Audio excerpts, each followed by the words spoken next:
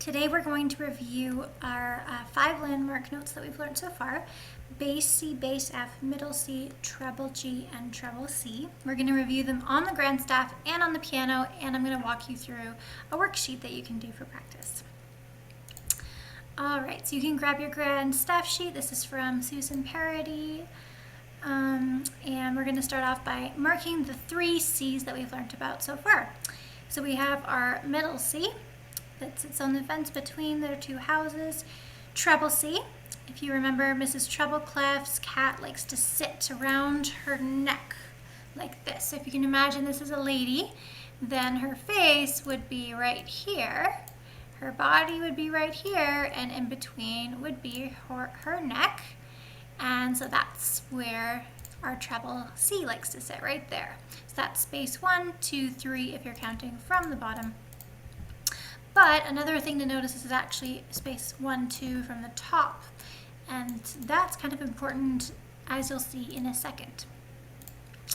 Bass C, or Mr. Basscliff's pet cat, likes to sit on his lap below the 2 buttons on his shirt right here. So you find the 2 buttons, and then the space below, that's going to be where the bass C sits. Notice this is space 1 and 2 from the bottom. So there's a bit of a symmetry to this. 1, 2 from the bottom, this is 1, 2 from the top. They're a mirror image of each other. Now, the next ones we're going to look at are treble G and bass F. So a long, long time ago, Mrs. Trebleclef used to actually look like a G. And you can imagine that she's kind of like a bullseye that says, here's G. And she points to this line right here, which, interestingly enough, is line 2 from the bottom. And I'll put in that that's a G here. These ones are C's. Mr. Bassclef, on the other hand, used to look like an F. Those 2 dots were the 2 lines of the F, and they surround the F line, which, hey, another pattern here, is line 2 from the top. And that is our F. So go ahead and copy all of these down on your sheet as kind of like a cheat sheet that's going to help you out with both your worksheet and our next activity, which is going to be finding these notes on the piano. So for next of all, you're going to need 5 small tokens. You can use 5 erasers from your practice kit if you want. That's what I'm going to be using. I'm going to grab 3 that are the same color for the C's, and then 2 that are different colors for the F and the G.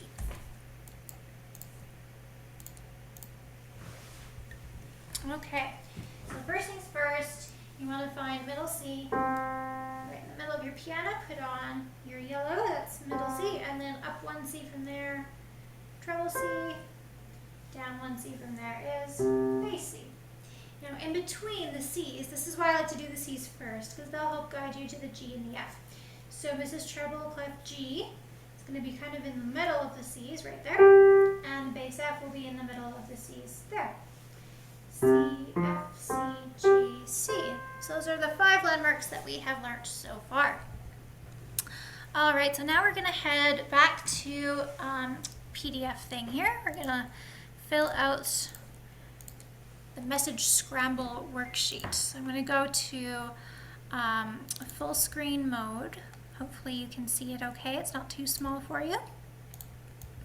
And the idea behind this worksheet is that you're going to circle any word that is underneath a C. So first thing you want to do is figure out, okay, are we in the treble clef or the bass clef? Because we have a treble clef here, and we have bass clef here and here. So don't get tricked about which clef you're in. Definitely go back and use your cheat sheet on the grand staff for help as well. Now another thing you can do is actually kind of like put a little smudge where the bass C is and where the treble C is. And if you want, you can also put a little smudge where middle C would be. So in the treble clef, middle C is below the treble clef, but it's above the bass clef, right, on that line. So there you go. Those are the ones you're looking for. So then you're going to go through each of these one by one, and if it has a C here on the stuff, then you're going to circle the word underneath. So let's try it a little bit together, and then you can finish it by yourself. So this first one almost looks like a C, but it's not. Again, on a different space than the C. This one you might think is middle C. It's not, it's below, so be careful. Nope, not a C. Oh, there we go, middle C right there. Hello is our first word. Okay, our next one here, nope, not a C. This one, oh, that is a C, that's base C. Okay, so you're gonna circle that one. And so keep going all the way to the end and you'll reveal a secret message. So have fun with that, and I'll check your work on it next week.